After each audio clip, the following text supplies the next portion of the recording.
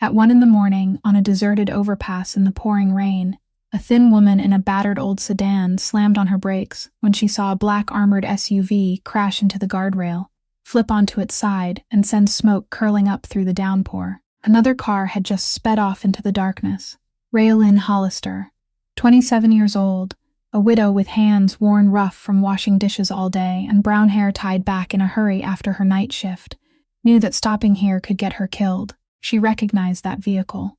The whole port city of Bracton recognized it. It belonged to Desmond Vale, the man whose name nobody dared say too loud.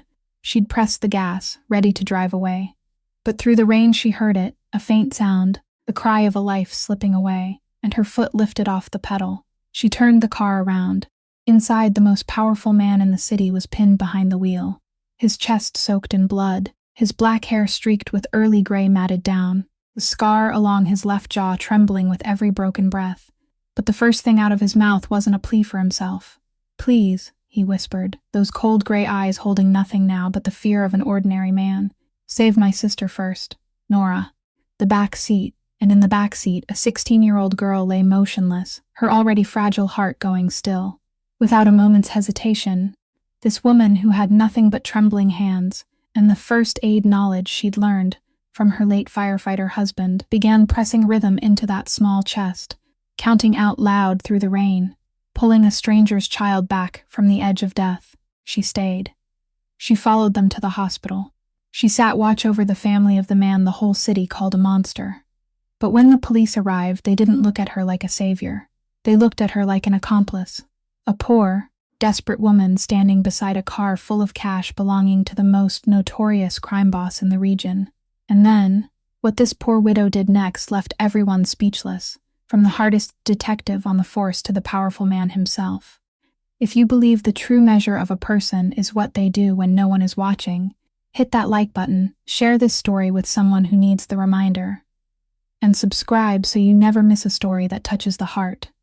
The young girl was breathing. For the first time after a long, endless stretch of time that had seemed to have no end at all, that tiny chest rose with one faint, fragile breath, then another, and Raylyn felt as if the whole world held itself still and broke open all at once. The rain was still lashing down without mercy, its icy cold soaking through her thin shirt, but she couldn't feel anything except that delicate pulse of life beneath her hands. She bowed her head, her broken breath blending with the sound of the rain, whispering words she herself couldn't tell were prayer or gratitude. Then the siren tore through the night. Red and blue lights flashed across the bridge, slick with water, reflecting in the puddles as smeared, trembling streaks of brightness. The ambulance crawled closer, then the police cars, then a fire truck, with people in reflective gear pouring out like a rushing stream. Someone placed a hand on Ray's shoulder, and an urgent voice told her to step back. "Let us handle it." She pulled her hands away from the young girl's chest reluctantly, as if letting go would mean betraying the life she had just fought to pull back. She rose to her feet, her legs numb, staggered backward, and only then did she realize she was shaking violently, not from the cold, but from something deeper, something that had just drained itself out of her body. Two paramedics dropped to their knees beside Nora, attaching devices Ray didn't understand, calling numbers out to each other in a language of their own.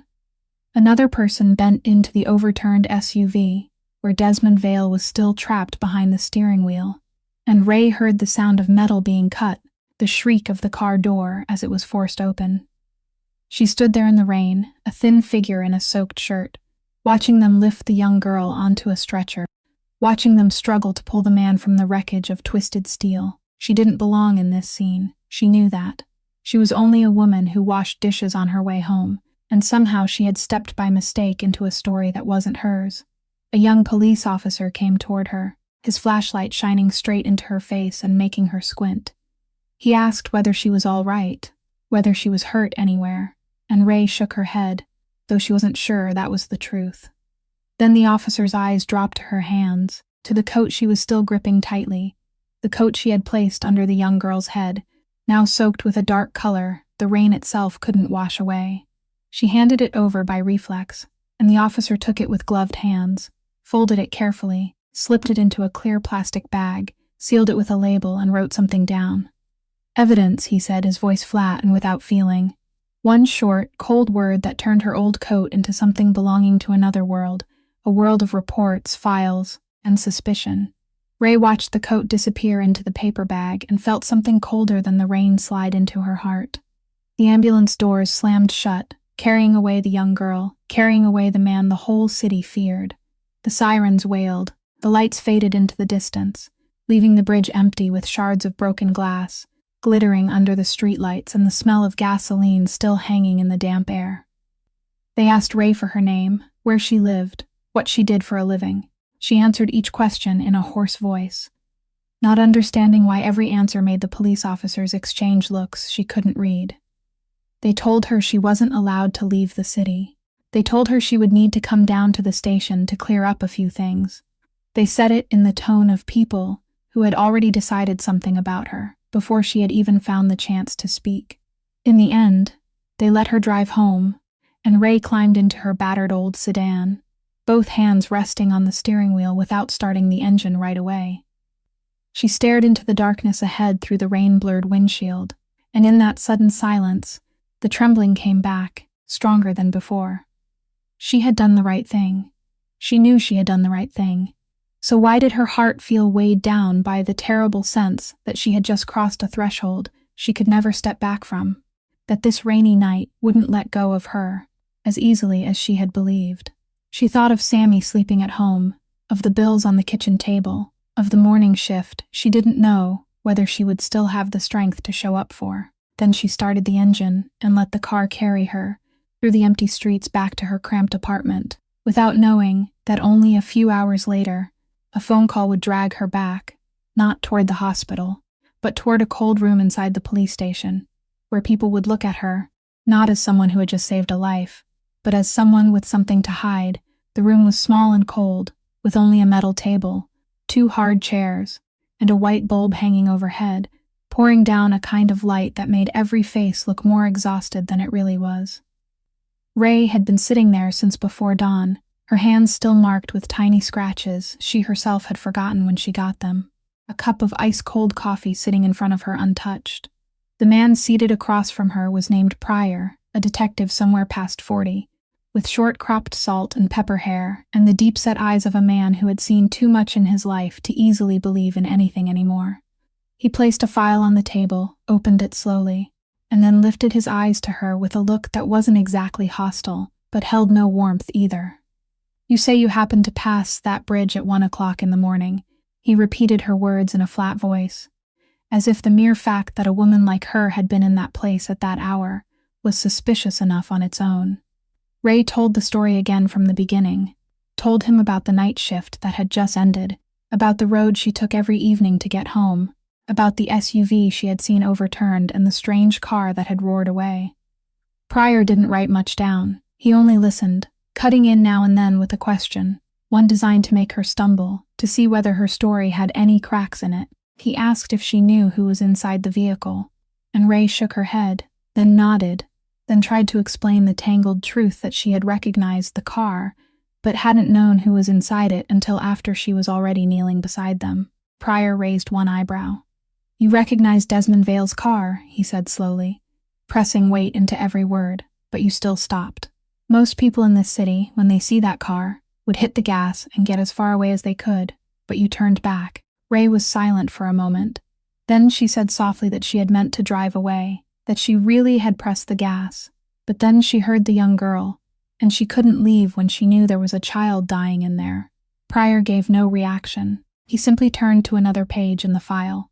He began asking about her life, and Ray understood that this was the part he truly cared about. She worked 2 jobs, didn't she, washing dishes by day and cleaning offices at night? She was a widow. Her husband had died. She had a fairly large hospital debt. Every sentence he spoke was true, but the way he threaded them together turned her life into an indictment, turned her poverty into a motive. Ray understood what he was implying, and she felt a slow anger rise inside her chest. Not the kind of anger that bursts open, but the quiet anger of a person who had become too used to being judged before being heard. "A woman in your situation," Pryor said, leaving the sentence hanging, standing beside a car filled with the money of the most powerful man in the region, at 1 o'clock in the morning, with no other witnesses. He didn't say it directly, but he didn't need to. Ray looked straight into his eyes, and for the first time through the whole interrogation, her voice no longer trembled. "I didn't know who he was when I was pressing on that young girl's chest," she said. "I didn't think about money, didn't think about who he was, didn't think about where this would drag me. I only knew there was a child who had stopped breathing under my hands, and if I had stopped for even 1 second to calculate whether this was worth it or not, she would died." The room sank into silence. Pryor looked at her for a long while, and in that moment something passed through his eyes that she couldn't read. Maybe doubt, maybe something else. Then he closed the file. They hadn't found anything on her, not a single dollar, not a single item from the vehicle, not a single trace suggesting she was anything other than exactly what she said she was. He stood up, told her she could go, but not to leave the city, and not to think this was over. Ray stepped out of that cold room when the sun was already high, the daylight so bright she had to lift a hand to shield her eyes. She didn't know that behind the door, Pryor was still standing there, watching her shadow fade away, a detective who had spent many years hunting the Valee name, and now a question had just taken shape inside his mind, a question he had no answer for, yet whether the thin woman who had just left was a link in the world he hated, or something he had gone too long without believing still existed. 2 days later, just as Ray stepped out of the grocery store, with a small bag of food bought with the last coins in her wallet, she noticed a sleek black car parked across the street, quiet and out of place in the poor neighborhood where she lived, where cars like that never appeared. An older man was leaning against the side of the car, perhaps already past 60, dressed in a carefully tailored dark suit, his silver hair combed neatly back, his posture belonging to someone long accustomed to being feared and respected. He didn't come toward her aggressively, and there was nothing in his manner that seemed threatening, but Ray still felt her heart begin to beat faster, because she knew with the warning instinct of her body that this man had come because of that rainy night. He called her by name, her full name, in a low and polite voice, and introduced himself as Wendell. He said he worked for the Vell family and that he had come only to talk, nothing more. Ray tightened her grip on the grocery bag in her hand and stood still on the sidewalk, neither stepping closer nor backing away.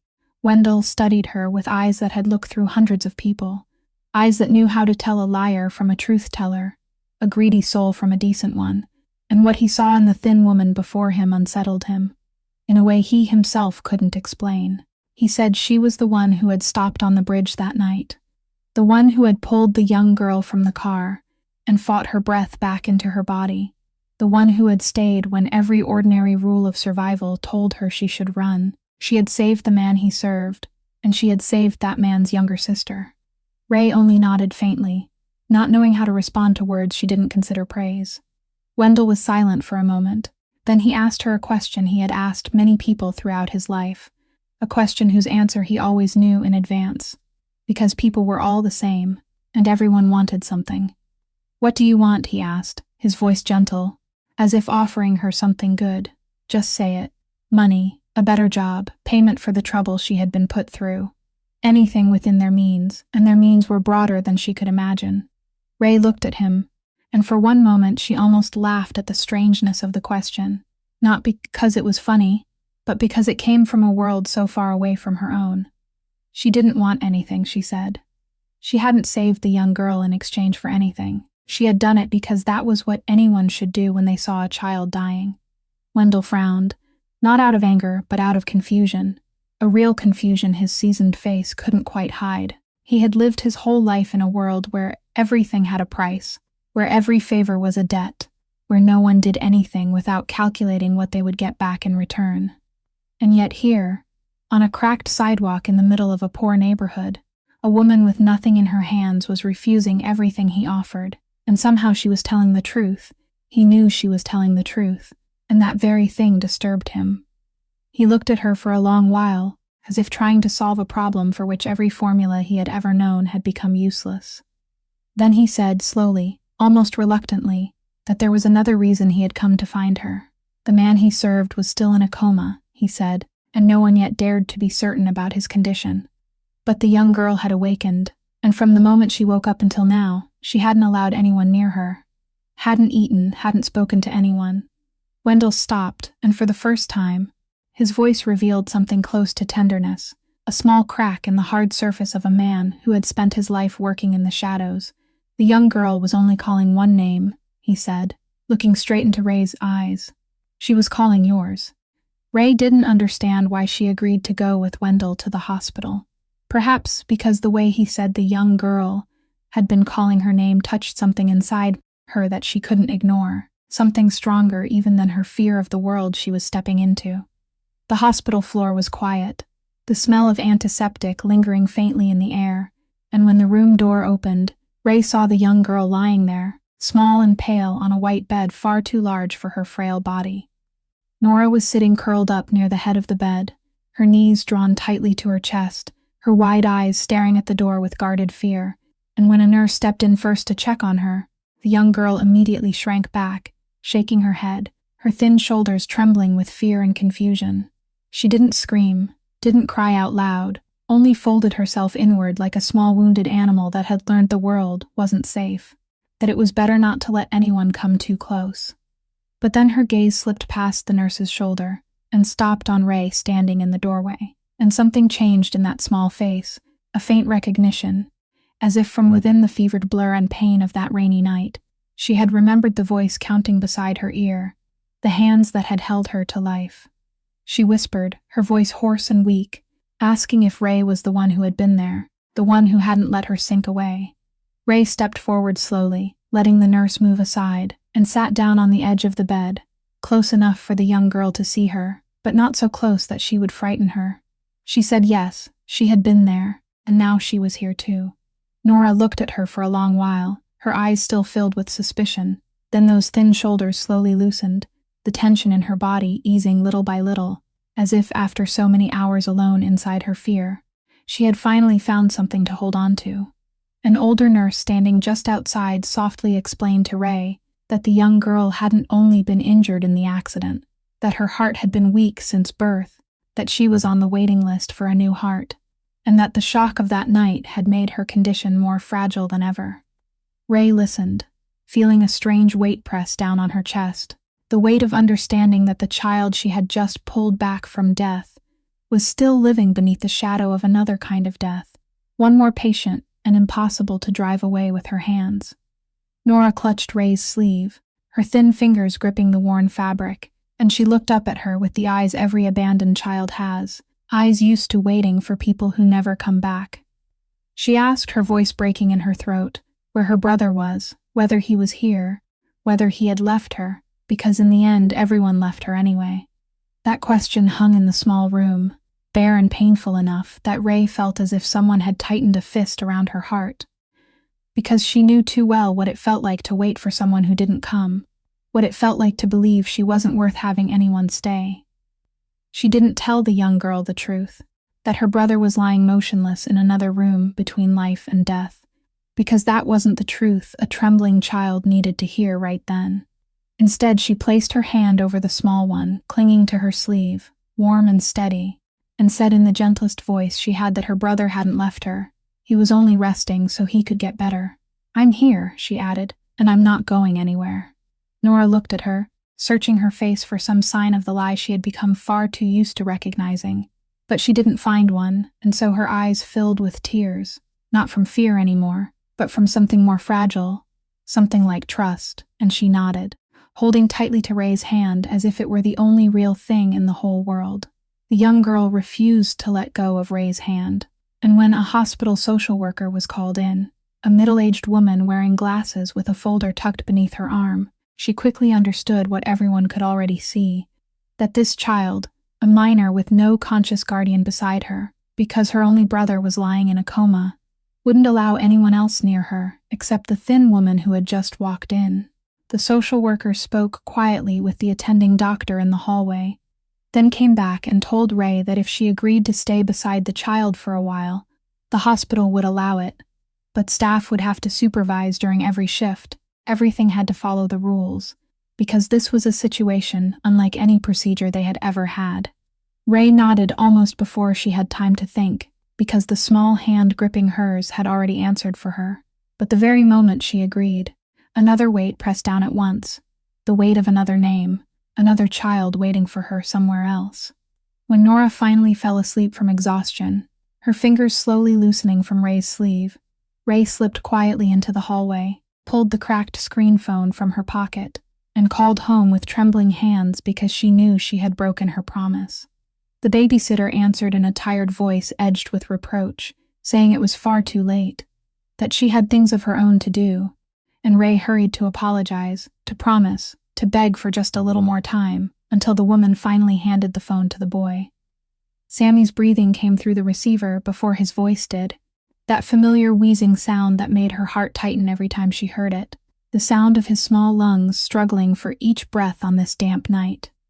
He asked where she was, his voice sleepy and hurt, then asked when she was coming home, because she had promised to read him a story tonight.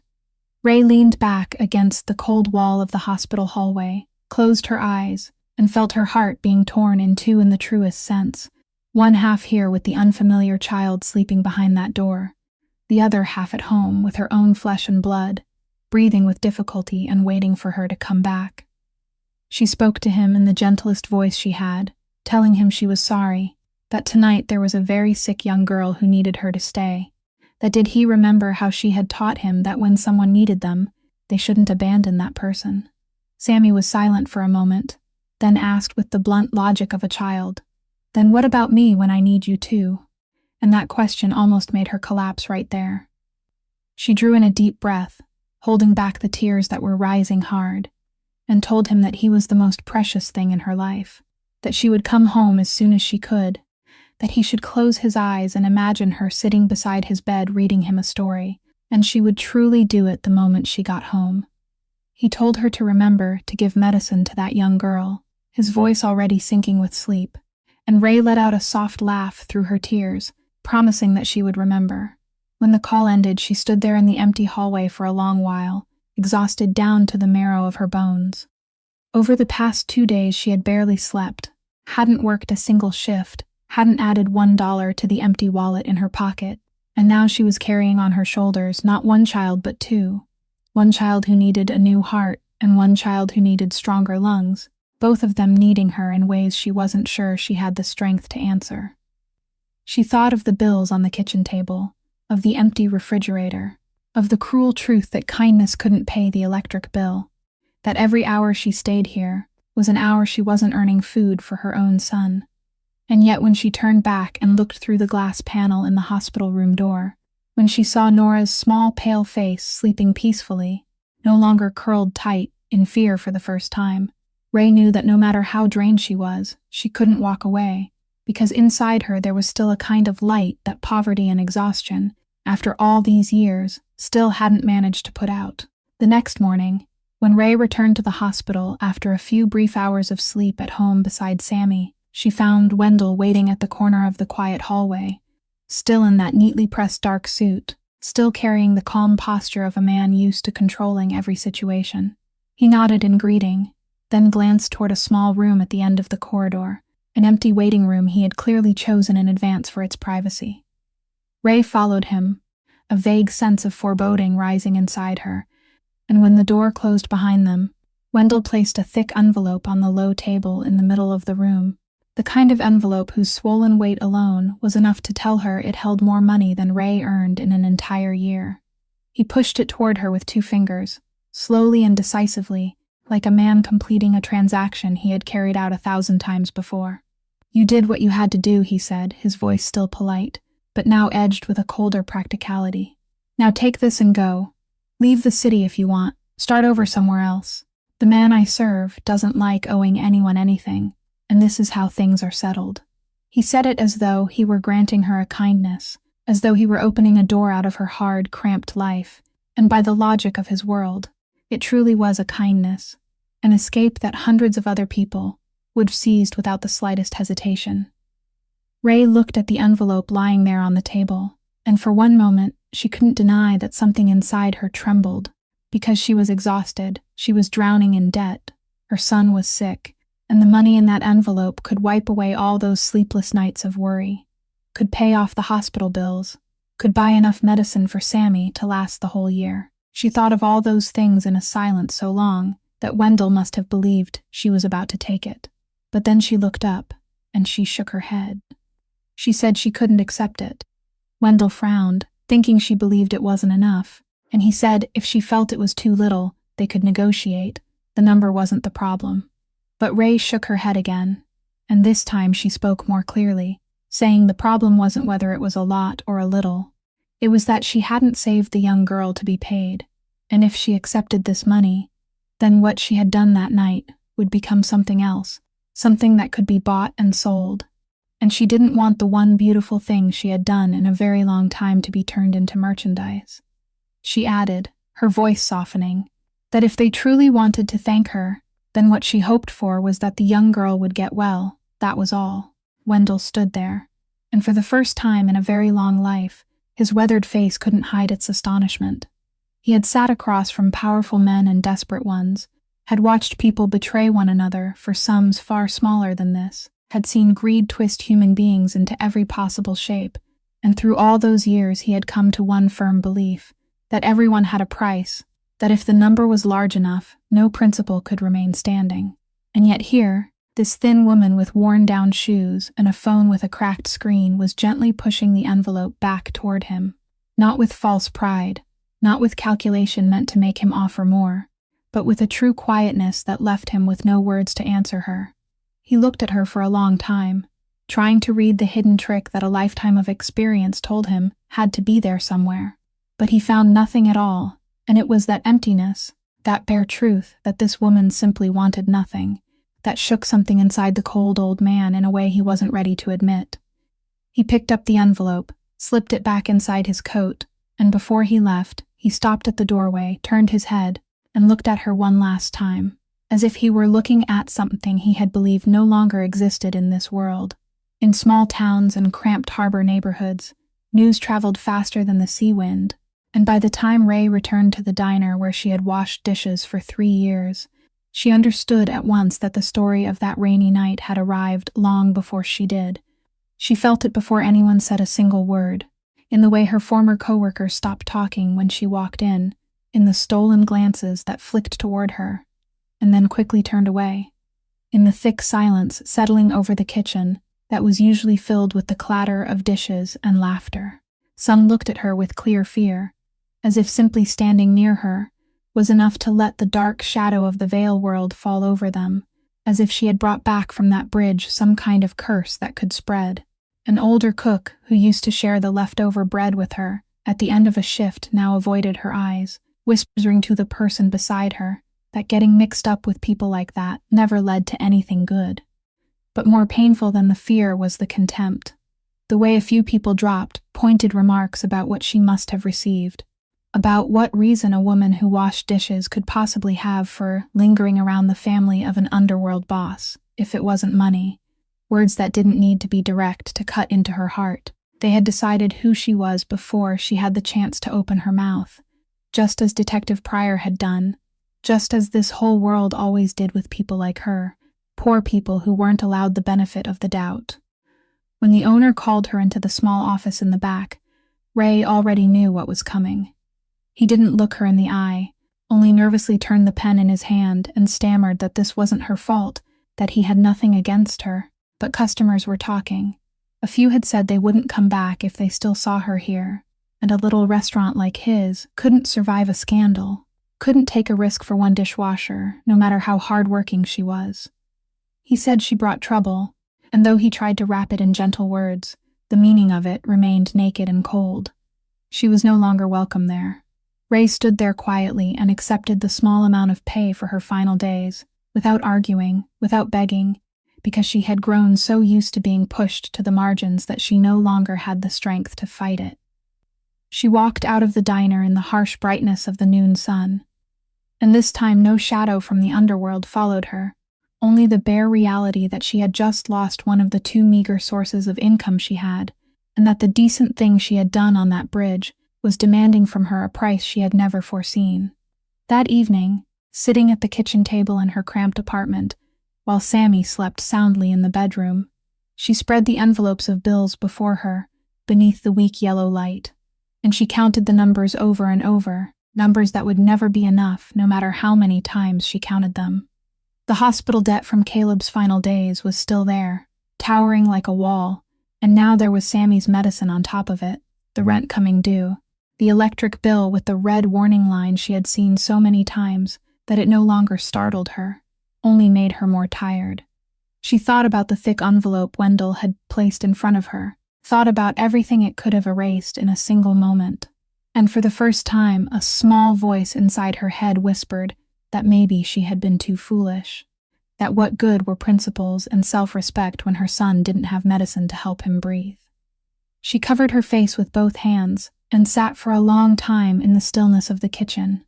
And for just those few brief minutes, she let herself feel the full weight of everything pressing down on her thin shoulders, the weight she had always hidden from her son, from the world, the weight of a woman who had given too much and received too little in return.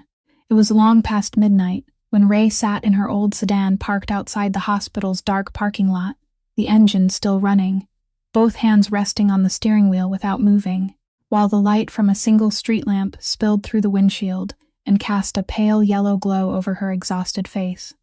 She had promised Nora she would come back, and she had driven here like she did every night.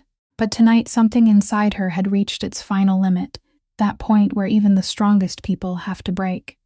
She hadn't slept one full night in days, had lost her job, had counted and recounted money that would never be enough, had watched her son struggle to breathe, without having enough money to buy better medicine, and now, sitting in this darkness, she felt a temptation she had never allowed herself to feel before, the temptation to let everything go. She thought about it coldly and practically, not as a passing thought, but as a real choice opening before her eyes.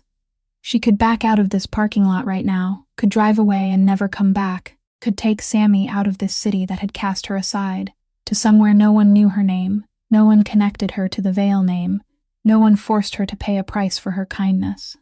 The child lying inside wasn't her child, she told herself. That family wasn't her family. And she had already done more than anyone had the right to ask of a woman who owed them nothing. She had saved the young girl's life already. She had paid the debt of her conscience. And no law, no promise, could force her to keep pouring the last drops of her strength into a story that would only break her further. She placed her hand on the gear shift, and for one long, breathless moment, she truly meant to do it, truly meant to drive away forever. But her hand didn't move. She sat there, looking up at the lit windows of the hospital above, and though she tried to stop herself, her mind still found its way to the window of the room where a 16-year-old girl was sleeping, a girl who had asked her, with the eyes of every child ever abandoned, whether Ray would leave her too. She remembered the way those thin shoulders had loosened when Nora recognized her, the way those small fingers had clung to her sleeve as if Ray were the only real thing in the world, the way she had trusted her, truly trusted her, after the world had taught her not to trust anyone. And then Ray thought of the words she had spoken, that her brother hadn't left her, that Ray was here, that she wasn't going anywhere. Words she had said with her whole heart in that moment. If she drove away tonight, she would become the very thing Nora feared most. She would become one more adult disappearing from her life, one more broken promise, one more piece of proof for that bitter belief that everyone left in the end. And Ray couldn't do that, not because of the law, not because of what people would think, but because she knew too well what it felt like to be left behind, knew too well the hollow space someone's leaving carved into a child's heart. She remembered Caleb, remembered what he had once believed, that people didn't get to choose who deserved saving. They simply saved, and she realized that leaving would not only betray that young girl, but also betray the person Ray had always tried to become, the person Caleb had loved, the person she wanted Sammy to grow up seeing and feel proud of. Ray closed her eyes, let a tear roll down her cheek, then turned off the engine. The temptation was still there. It hadn't disappeared, but it had been pressed down by something stronger, something she couldn't name, but that had always guided her through the darkest nights of her life. She stepped out of the car, pulled her thin coat around herself against the cold, and walked toward the hospital lights, every step heavy but steady, returning to her promise, returning to the child waiting for her, because in the end, that was who she was, the one who stayed, even when staying was the hardest thing of all. Pryor was waiting for her in the hospital hallway when she stepped out of Nora's room the next morning. Leaning against the wall near the vending machine, both hands in his pockets, with the look of a man who had been standing there for a while and had meant for her to find him. This time he hadn't come as part of an interrogation. There was no closed room, no file, only two people standing in the middle of a brightly lit hallway, and Ray immediately sensed that what he was about to say wouldn't be written down in any report. He asked whether she knew what she was getting herself pulled into, and before she could answer, he began telling her about the man lying in a coma upstairs, about the name Desmond Vile, a name this whole city spoke only in whispers. He said he had spent many years watching that man, that behind the expensive suit and the calm appearance was a world people like Ray shouldn't set foot in, a world of things he didn't need to describe in detail for her to understand they were dark and dangerous. He said she was standing too close to something that could swallow her whole, that she had a son who needed his mother, that her kindness, however real it might be, was placing her in the sights of people she didn't want to be involved with. "Do you think that man is worth trading all of this for?" he asked, his voice not mocking at all, but strangely serious, almost like a sincere warning. Ray listened to him until the end without interrupting, and when he stopped, she was silent for a moment, then said in a calm but firm voice that she hadn't saved that man's criminal record. She hadn't saved the Vale name, hadn't saved the things he had done, hadn't saved the world Mr. Pryor had just spoken of. She said she had saved a 16-year-old child who had stopped breathing beneath her hands in the rain, a young girl who had done nothing wrong, a young girl who had no choice in the family she was born into. As for who that man was and what he had done, that was between him and the law, between him and his own conscience, not something she had the right to judge when deciding whether a life should be allowed to go out. She said that if she began weighing who deserved to be saved and who didn't, based on what she had heard or the names people placed on them, then she was no longer someone who saved people. She became something else, and that wasn't the person she wanted to become. Pryor looked at her, and this time something in his seasoned, skeptical eyes seemed to waver, a flash of hesitation he himself hadn't expected. He had spent his entire career dividing the world into two clean halves, the guilty and the innocent, criminals and victims, and he had been so certain of that line that it had become the foundation of everything he did. And yet the thin woman standing before him now, with dark circles beneath her eyes from lack of sleep and shoes worn down at the soles, had just placed before him a question he had forgotten existed for many years. The question of whether a human being could be reduced entirely to the worst thing they had ever done, and whether kindness had to examine whether its recipient was worthy before it could truly be called kindness. He opened his mouth as if to say something more, perhaps another warning, perhaps a question, but at that very moment, a sound spread down the hallway, hurried footsteps from nurses, the alarm of some device coming from the far end of the floor, and a young nurse rushed past them, stopping just long enough to let out the news neither of them had expected to hear at that moment. "The man in intensive care," the nurse said, her breathing quick. "He's just woken up." And in that instant, Ray felt as if the whole hallway tilted beneath her feet, because she knew that the only person in the world who could speak the truth about that rainy night, the only person who knew exactly what she had done, had just opened his eyes and returned to the world. Desmond Vile opening his eyes didn't mean he immediately returned, and it took several more days before the man was truly awake enough to understand where he was and what had happened. In those first days, he drifted between fevered darkness and consciousness, sensing everything through a fog of pain medication, and the ache of wounds healing slowly, dimly hearing the sound of machines, footsteps, and voices whispering around his bed.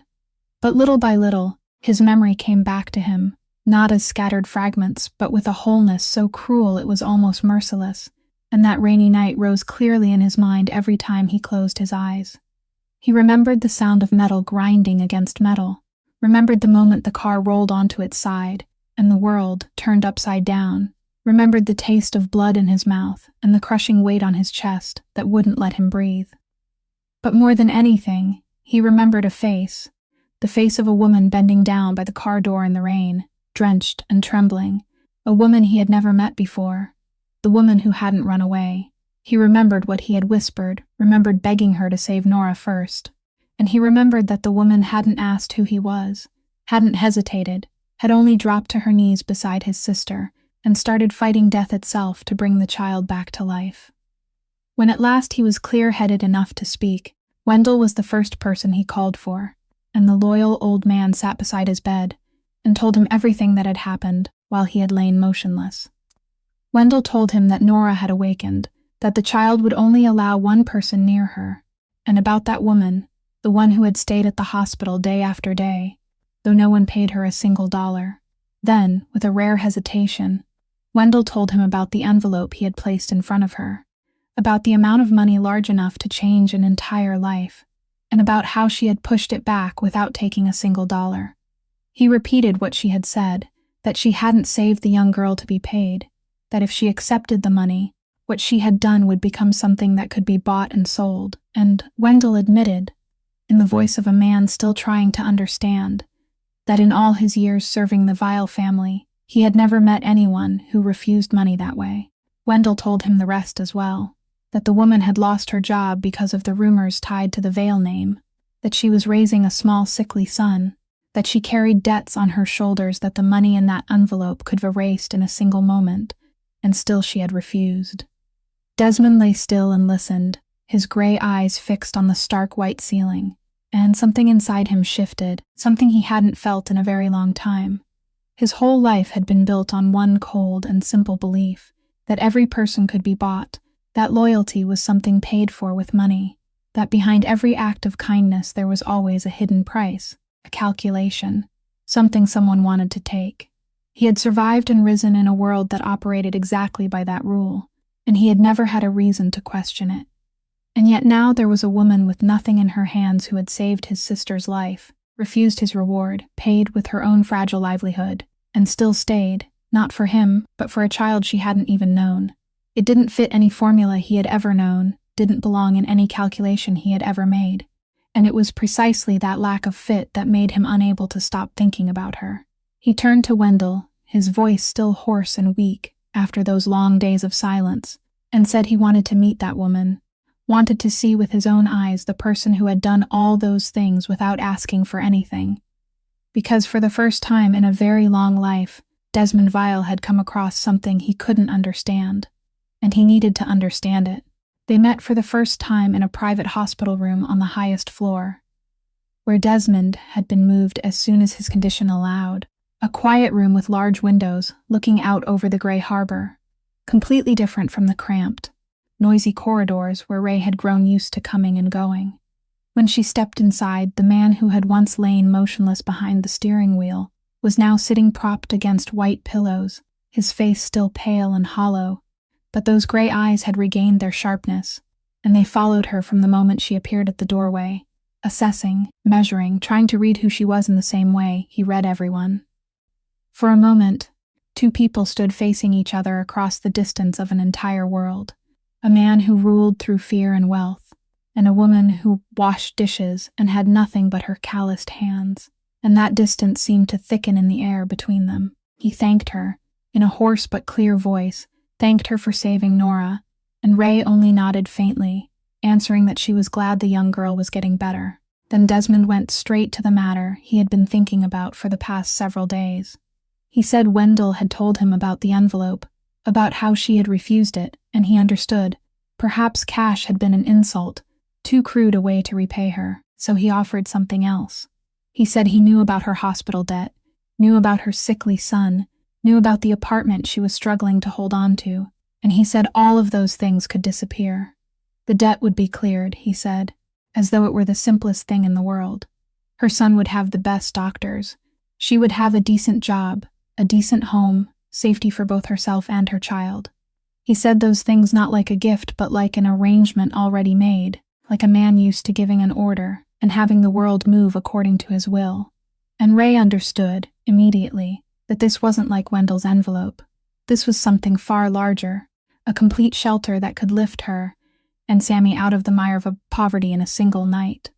But she understood something else too, something she felt down in the marrow of her bones, that accepting all of those things would mean she belonged to him, that she would become a thing inside his arranged world, a person indebted and therefore possessed, and that the kindness she had freely given in the rain would be tied forever to an invisible string. She shook her head, slowly but firmly. She said she thanked him, but she couldn't accept. She said that if she let him pay for everything, then that night would no longer be something she had chosen to do. It would become a bargain, and she hadn't saved Nora in exchange for a new life. She had saved the young girl because it was the right thing to do. She didn't want to be owned, she said softly, even if that ownership came wrapped in velvet and called itself gratitude. Desmond looked at her, and this time something changed in his face, confusion turning into something almost like anger, not because she had refused, but because he couldn't grasp her, couldn't place her into any compartment in the coldly ordered world he knew. At last he asked her the question that had tormented him since he woke, asking it directly in a low, sharp voice. Whether she knew who he was, whether she knew how many people in this city had hoped he would die that night, whether she knew how much safer it would have been for her to drive away. Then why, he asked, his gray eyes locked on hers. Why did she stop? Why did she save someone like me? And Ray stood there in the quiet room, daylight from the large window falling across her tired face, knowing that the answer to that question lay somewhere very deep inside her, in a wound she had never told anyone about. Ray was silent for a long time, and when she finally spoke, her voice was so soft that Desmond had to lean forward to hear her. She said her husband had once been a firefighter, a man named Caleb, someone who had spent his entire life rushing into places other people ran from. She told him that Caleb never asked who the person trapped inside a fire was, never weighed whether they deserved to be saved or not. He simply went in and brought them out, because to him, a life was a life, with no exceptions and no conditions. She said he had died 2 years ago in a warehouse fire, when he went back one last time to search for someone who later turned out to have already escaped.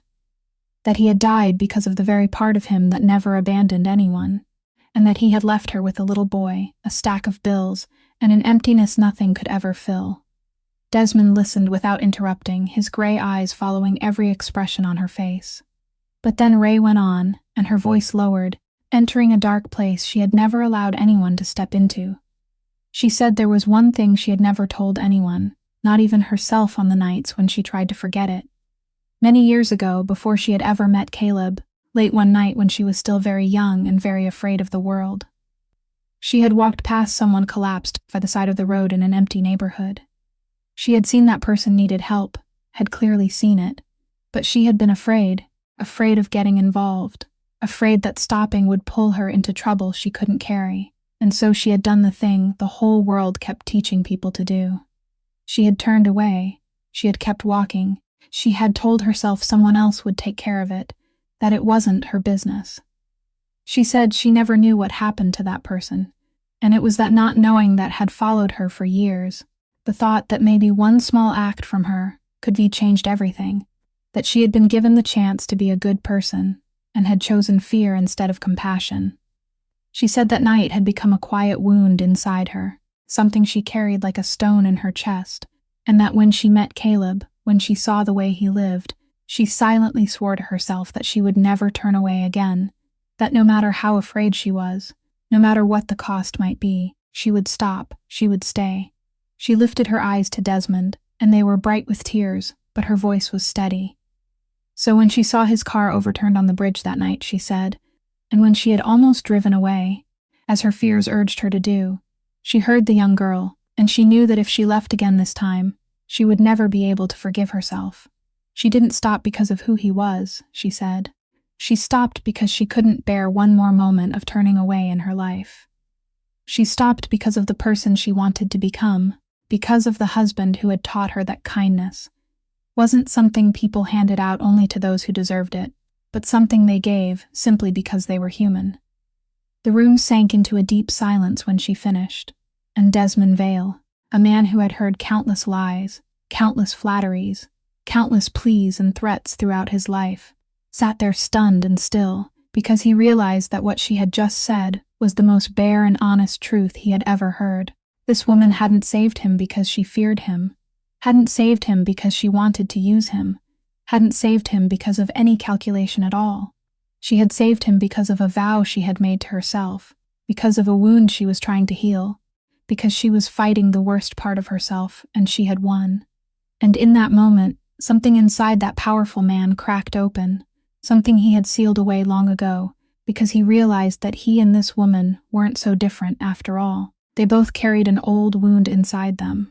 Both were trying to atone for something, only they had chosen different roads all the way to the end. For a long while, Desmond said nothing, his gaze shifting toward the large window, where the gray harbor stretched beneath a sky heavy with clouds. And when he finally spoke, his voice was different, deeper, stripped of some of its familiar steel, as if Ray's confession had opened a door inside him that he too wanted to step through. He said she had told him about her wound, so he thought she deserved to hear the truth about him. Not the truth the whole city whispered, but the truth buried beneath it all. He told her that he and Nora hadn't always lived in rooms like this, that there had been a time when they were only 2 children in a small house, with an ordinary father, an ordinary mother, and an ordinary life. Then their parents were gone, both of them, so close together that he barely had time to breathe between the 2 losses. And suddenly he, still very young then, became all that was left for a tiny little sister with a heart that had been sick from the moment she was born. He said the first doctors had spoken plainly to him about the cost of keeping Nora alive, numbers so enormous that to a young man with no job, no education, and no one standing behind him, they sounded like a death sentence pronounced over the sister he loved more than his own life. He said he had tried to do every honest thing a man like him could do, and every one of those doors had slammed shut, that this world had no room for kindness when you were poor and desperate, and holding a dying little sister in your arms. And so he had chosen another path, a path he had known was dark from the very first step. But it was the only path he could see that might lead to the money that would keep Nora's heart beating.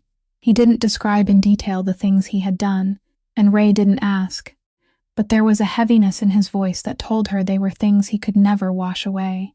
He said every brick in the empire people feared had been laid down for one reason only, so Nora could have the best doctors, the best medicines, a place on the waiting list, a chance to live.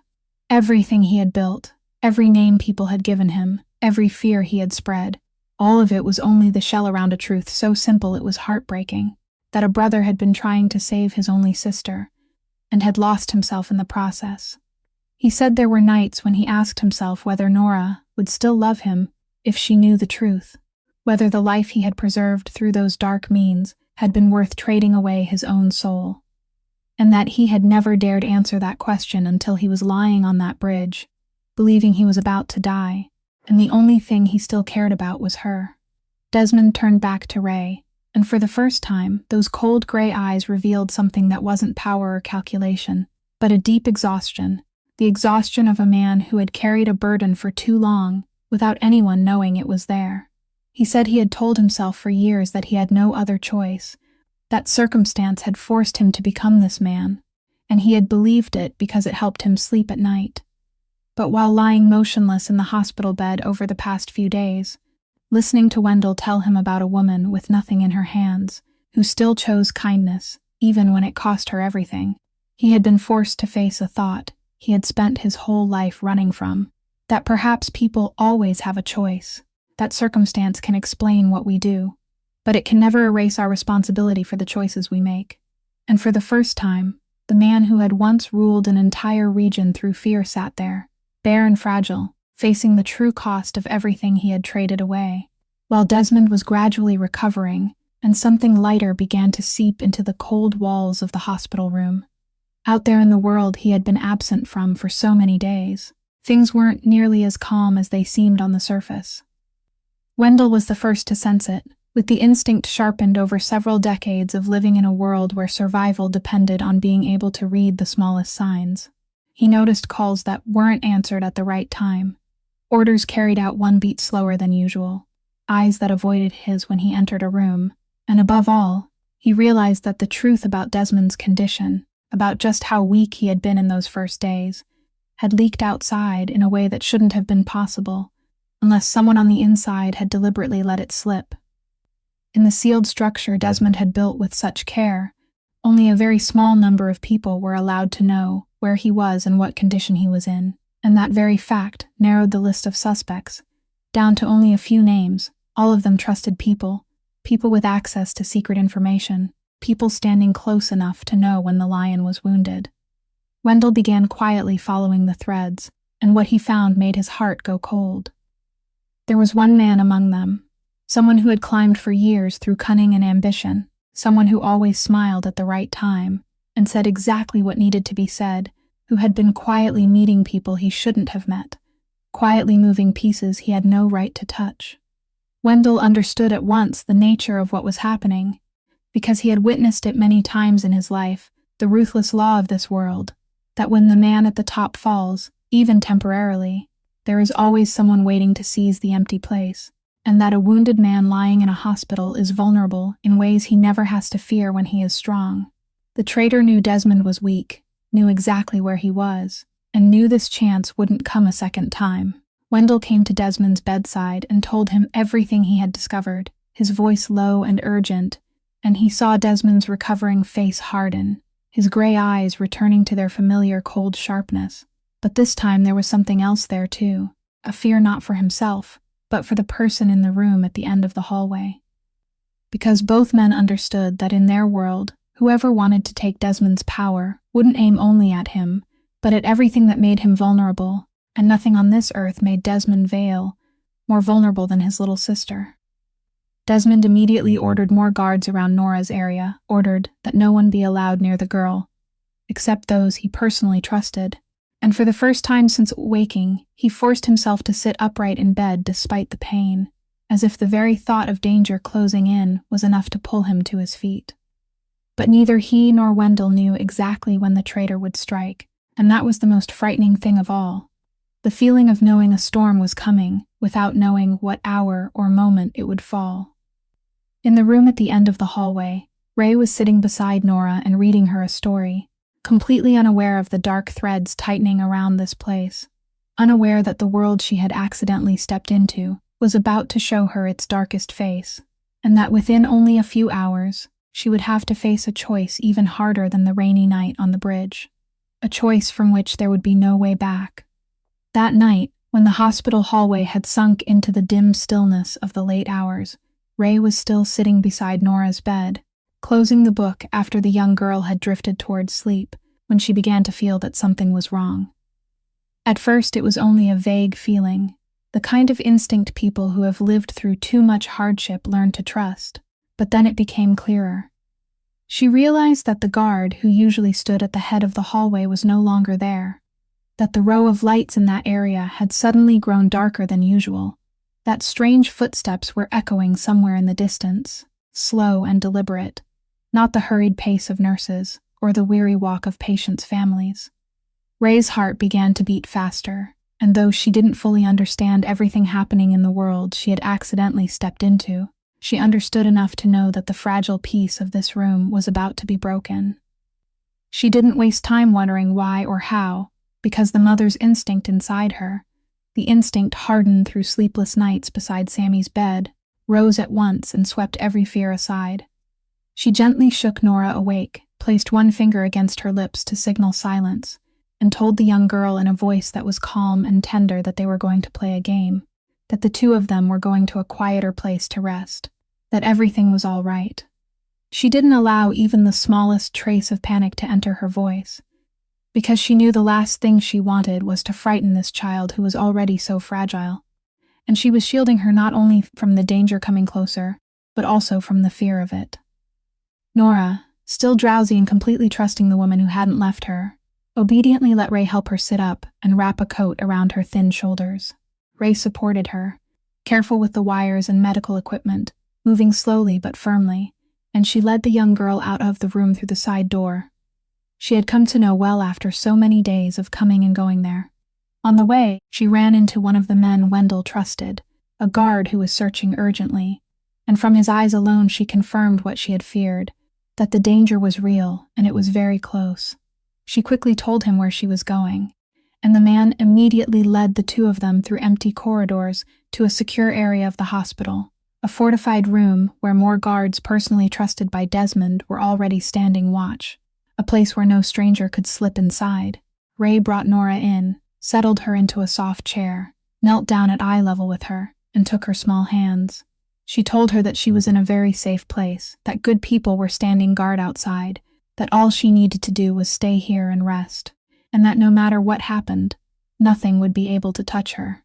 Nora looked at her, and though a trace of confusion passed through those young eyes, she still nodded, because she had learned to believe that when this woman said, "Everything would be all right," everything truly would be all right.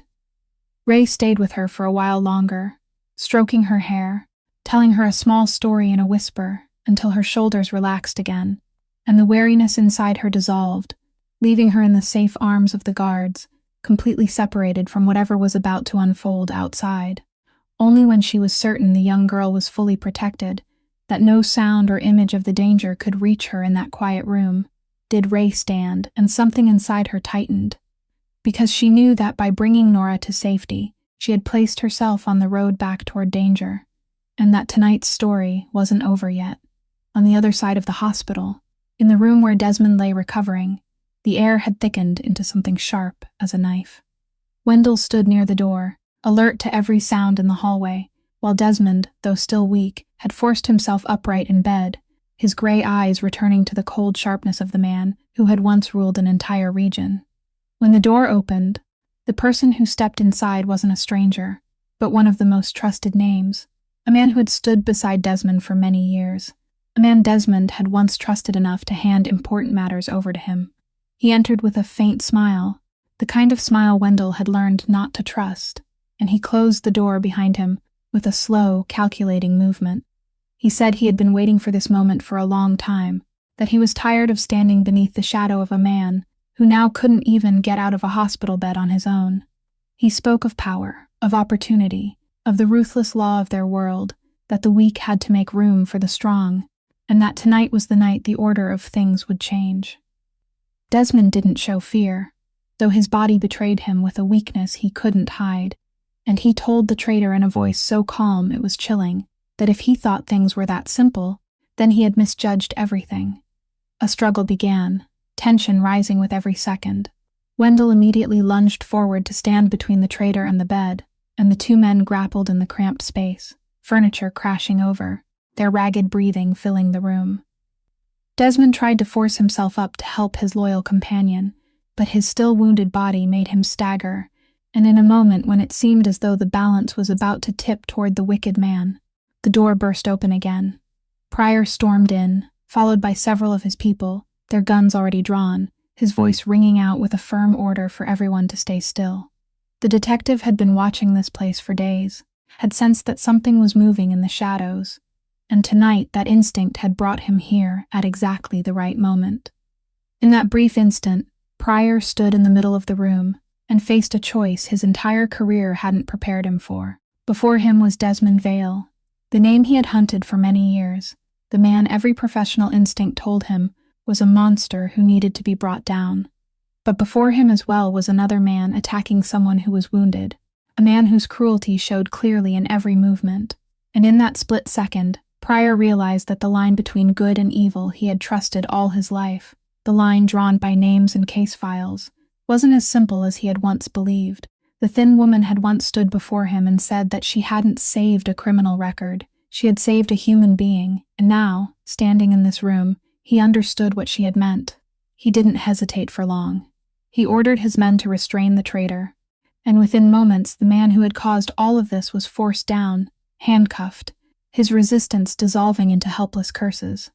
The room slowly settled, heavy breathing replacing the sounds of struggle, and Pryor stood there looking at Desmond, two men from opposite sides of a long war, seeing each other for the first time not as hunter and prey, but as two human beings. Desmond, still breathless from the effort, lifted his eyes to the detective and said quietly that he knew Pryor could have chosen another way, could have stood still and let everything unfold in a manner that would have solved his own problem. Pryor didn't answer at once. He only looked at Desmond for a long time, then said that his job was to protect lives, all lives, even the lives he didn't like, and that tonight he had only done his job. But both men knew that something had changed in that room, something larger than the capture of a traitor, a quiet acknowledgement that people were more complicated than the labels the world placed on them, and that sometimes the boundary between the hunter and the hunted was far thinner than anyone imagined. The betrayal that night didn't end with only one man in handcuffs. It also brought down the fragile structure Desmond had spent so many years carefully maintaining, because once the most trusted man had turned against him, The remaining ties snapped apart with him, loyalty dissolved, and the empire that had once made the whole city tremble began breaking open from within, like something that had been hollow for a long time. Lying in his hospital bed in the days that followed, Desmond understood that he was standing at a crossroads he had never dared to imagine in all his life. He could try to patch the broken pieces back together, could step once more into the fight to reclaim what had been lost, could prolong the dark spiral he had lived inside for far too long. Or he could do something else, something that only a few weeks earlier he would have considered unthinkable. And he chose something else. When Pryor returned to the hospital, not as a hunter but as a man waiting for a decision, Desmond told him he was ready to cooperate, ready to say what he knew, ready to help close not only his own chapter, but also the dark networks he had once been part of. It wasn't an easy decision, and it didn't come without a price. Desmond understood very clearly that cooperating meant he would have to face the legal consequences of what he had done, that there would be years he would have to pay for the path he had chosen. And he accepted that with a calmness that surprised even Pryor. Because with the empire shattered and with the protection of the authorities for a valuable witness like him, the danger from those who remained no longer had enough strength to threaten him or Nora, and for the first time in his life, Desmond could think about the future without looking over his shoulder. When Pryor asked why he had chosen this road, after so many years of standing against everything the detective represented, Desmond was silent for a moment, then said that he had spent his whole life telling himself he had done everything for Nora, that every dark thing could be justified if it kept her alive. But a woman with nothing in her hands had shown him that people always had another choice, that they could hold on to the people they loved without losing their souls, and he said he didn't want Nora to grow up and look at her brother as something the whole city feared. He wanted her to look at him as the person she had always believed him to be. And then, amid all that breaking and all those heavy choices, news arrived that lit up the long stretch of darkness. After all those months waiting on a list that had seemed endless, a matching heart had finally been found for Nora. The surgery lasted for many hours, and Ray stayed through all of it, sitting beside Desmond in the waiting room, two people from two different worlds now sharing the same fear, looking toward the same door, praying in their own ways for a young girl they both loved in different forms. And when the doctor finally stepped out with a tired but radiant smile, telling them the operation had succeeded, that the new heart was beating with strong, healthy rhythms in the young girl's chest, Ray saw the man who had once ruled an entire region through fear lower his head and break down crying like a child, his broad shoulders shaking with an emotion he had held back his whole life. In the days that followed, as Nora slowly recovered, as her pale cheeks began to bloom with a shade of pink no one had ever seen there before, as she laughed, a full laugh no longer shadowed by sickness, Ray stood in the doorway, watching the brother and sister together, and felt a warmth spread through her chest, the rare feeling of someone who had witnessed something truly good take root from the darkest rainy night. About 3 months after the rainy night on the bridge, in a stifling courtroom with white light pouring down from the high ceiling, Raylan Hollister sat in the witness chair, her two hands clenched together in her lap, telling the entire room what she had seen and what she had done on that fateful night. Her testimony, simple and honest, without embellishment, became an important piece in the larger picture that justice was slowly putting together, and alongside it, everything Desmond had willingly handed over, everything he knew, and everything he had chosen to speak aloud, helped bring closure not only to his own case, but also to the dark networks that had once made so many people live in fear. When the judge asked her why she had stopped the car that night, Ray looked straight ahead and answered with a simple sentence, that she had stopped because someone needed to be saved, and she didn't believe people were allowed to choose who deserved to live. The whole courtroom fell silent, and in the back row, Pryor sat listening. The detective who had spent his entire career hunting one name, now looking at that woman with a respect he no longer tried to hide. 6 months after that rainy night, on an autumn afternoon when sunlight poured gold through the small window, the cramped kitchen in Ray's apartment was filled with a sound it had been missing for a very long time, the laughter of children. Sammy, his cheeks healthier and rosier now, thanks to the good medicine she had never been able to afford before, was sitting at the table, scribbling a drawing, while Nora, healthy and radiant, with a new heart beating steadily inside her chest, leaned down to show the little boy how to color the sky. Ray stood by the stove stirring a pot of soup, looked back at the two children, and smiled, and in that moment she realized that this strange patched-together family, assembled from the most broken pieces of life, was whole in a way she had never dared to dream of. She never accepted a single dollar from Desmond, but later she learned that the enormous hospital debt from Caleb's final days, the debt that had weighed on her shoulders for 2 years, had been quietly erased, and that a healthcare fund had been quietly established in Sammy's name, enough to make sure her son would never have to go without medicine, never have to struggle for breath on another cold night again. It wasn't a bribe, wasn't a string meant to bind her, but something else, a giving back. Desmond's way of saying that the woman who had given his sister a chance to live deserved to have that same chance given back to her child. And when there was a soft knock at the door, when Desmond stepped inside with a paper bag of still warm bread in his hand, no longer the man the whole city had once feared, but simply a brother, a friend visiting the people he had learned how to love, Ray realized that sometimes the best things in life take root from the darkest nights. That kindness given without condition has the power to heal not only the one who receives it, but also the one who gives it. This story, more than anything, reminds us of a simple truth we often forget, that a person's true worth doesn't lie in the worst thing they have ever done, nor in what they own or where they stand in society, but in what they choose to do when no one is watching, in the compassion they offer to a stranger in the middle of a rainy night, in the courage to stop when the whole world tells them to keep walking. It reminds us that no one is forever defined by their past, that everyone can choose another road, that redemption can still come to those who dare to pay the price for it, and that sometimes just one kind act from an ordinary person is enough to light a flame that changes many lives. If this story has touched your heart in any way, please subscribe to our channel, press like, and share this video so that every day you can join us in listening to more meaningful and deeply moving stories. We would truly love to know how you feel about Ray and Desmond's story. What part of this story made you stop and think? So please leave a comment and share the honest feelings from deep within your heart, because every line you share is a precious source of encouragement for us. Thank you for taking the time to listen all the way to the final moments, and we wish everyone watching this video good health, a joyful life, peace, and love overflowing every day. Goodbye, and we'll see you again in the next stories. And before you leave, please ask yourself one question: who is waiting to be helped on your road tonight? And whether you will be the one who stops.